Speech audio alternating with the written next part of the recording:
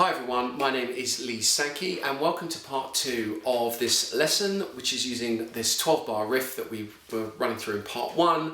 And now I'm going to add a couple of twists which will give you some new things to think about on the turnaround. Okay, so we're still using the same harmonica, so we're using a C diatonic in second position, so we're in the key of G. What I'll do is I'll play through the riff and the variations, and then I'll break them down in more detail. Now, the core thing that I'm adding, the twists here, is quite often on blues tunes, a way of ending them is to play the turnaround 3 times and then go into the ending. And that's what I'm going to do here and add some variations, which I'll break down.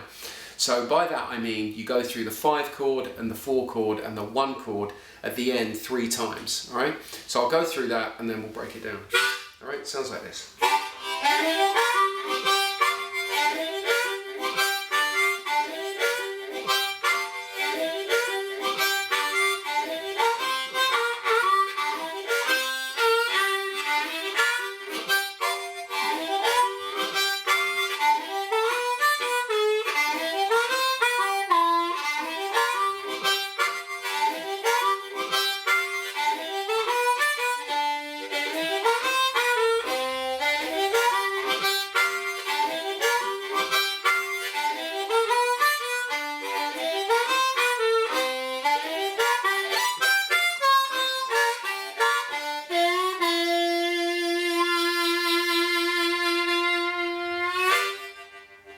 Okay, so that's it.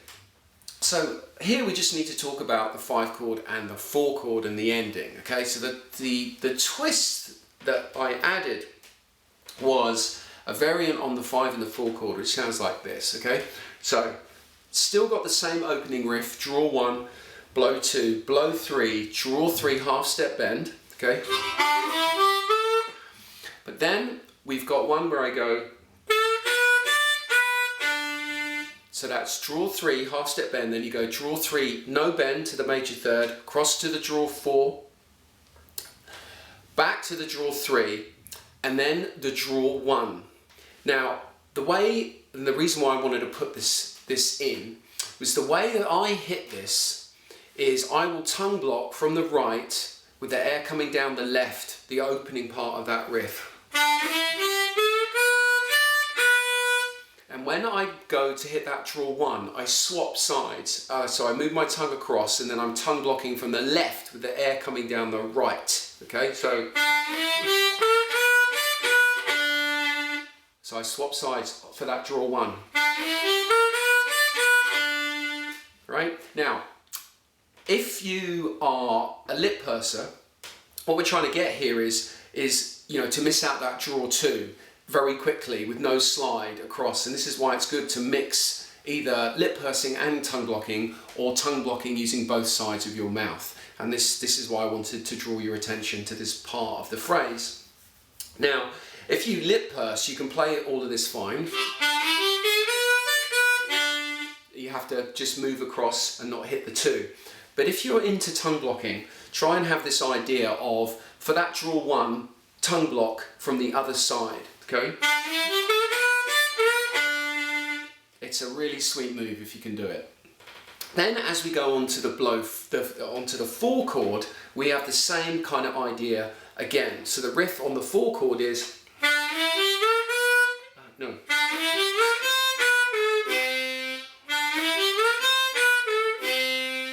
So I go same part, draw 1, blow 2, blow 3, draw 3, half step bend, then I'm going blow 4, draw 3, no bend, draw 3, half step bend, and then blow 1. So the way I play that is same as on the 5 chord. I will tongue block on the right and with the air coming down the left. And remember, I play upside down. So the honer is upside down because I'm holding the harp with the low notes to my right, just to re-emphasize that. So you will probably be doing the opposite to what I'm saying, if that makes sense. So I will play that riff, tongue blocking from the right, air coming down the left. You'll be doing the opposite. But when I come to play that blow 1, I will swap and tongue block from the left with the air coming down the right. again, it's a really nice move if you can do it. And I think if you try to see the difference between tongue blocking on those low notes, the low blow notes especially, that blow 1, blow 2, blow 3, if you compare that to lip pursed and tongue blocking, I think, you know, make your own mind up, as I always say, but personally I think you get a bigger sound with tongue blocking. So just to bring that together on the 5 chord and 4 chord.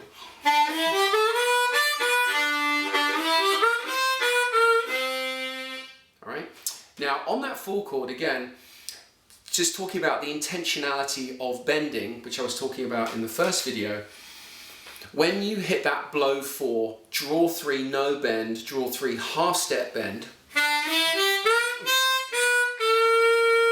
Again, that's a great opportunity to really refine the accuracy of your bending and to decide, are you treating those, the draw 3, no bend, draw 3, half step bend as separate notes, or are you bending that draw 3 down a half step? It's a completely different sound, okay?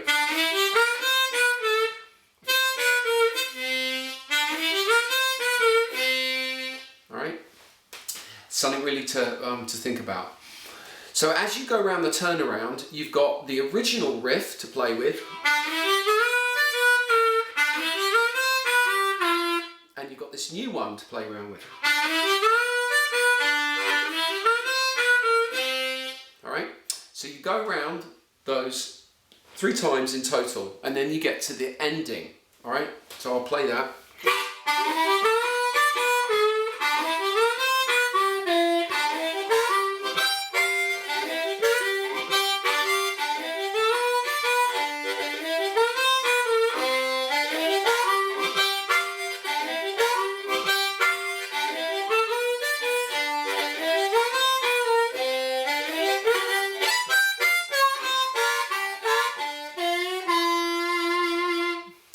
So, this ending, what am I doing there? I'm tongue blocking, so I'm coming off the riff.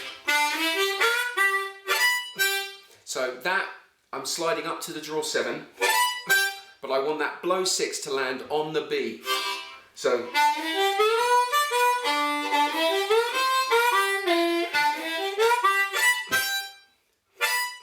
then I'm going draw 5, draw 4, but I'm bending the 4 upwards from a half step bend, blow 4, draw 3, half step bend, draw 2, draw 3, half step bend. So let me just play that sequence to you, and then I'll play the last part, I'll pick that up separately. So, now you've got loads of different ways you can put expression on this. You can hit these, the draw 7, blow 6, draw 5, draw 4, blow 4 as kind of splits, as kind of octaves. And when you get to that draw 3 half step bend, you can bleed a bit of the 4 in there to get that growl.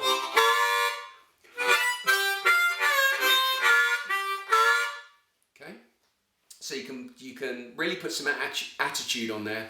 And also what you'll find is, you know, really tight bands, as they come through the ending, they start dragging it and slowing it down a little bit. It's not linear, okay? So, and then what we do, so I'll be tongue blocking, that's all tongue blocked, from the right, air coming down the left. You'll do the opposite, tongue blocking from the right, air coming down the left.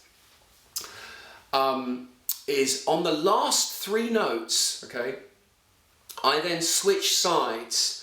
So I then tongue block from the left with the air coming down the right. And the last 3 notes are draw 1, draw 2, half step bend, and then draw 2, whole step bend, okay? So I will swap sides on the last 3 notes of this riff. So,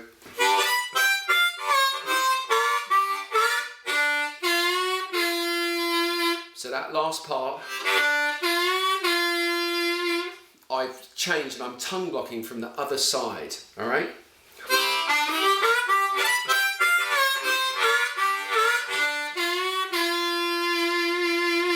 You can get a bit of William Clark type vibrato on there. So, the key thing on those last 3 notes, I suppose, is that hitting that draw 2 half step bend, and if you do it right, it will coincide with, you know, potentially the guitar player or the piano player playing the final chord, a semitone away from where they're going to resolve to the root note. So they'll be sliding up to that last note, down to the last note, and it can sound really, really cool. Much cooler than hitting the draw 2 unbent. Yeah, so I hope you found that useful. I really wanted to add those variants really for this idea of tongue switching, and to give you some insight into kind of what I'm doing and how I'm using different sides of my tongue, and hopefully that will be relevant for people who've been getting into tongue blocking through my videos and learning to play single notes primarily on one side, but now this is maybe the kind of entry point to try and think about how you can start using the other side of your tongue, especially on that draw 1, and also to think about how you can use that blow 3 in this riff and getting more of a kind of sweeping motion. So I hope you found that useful, and once again, thank you for everyone who's been watching my videos, commenting, subscribing, so on and so forth. Thank you very much.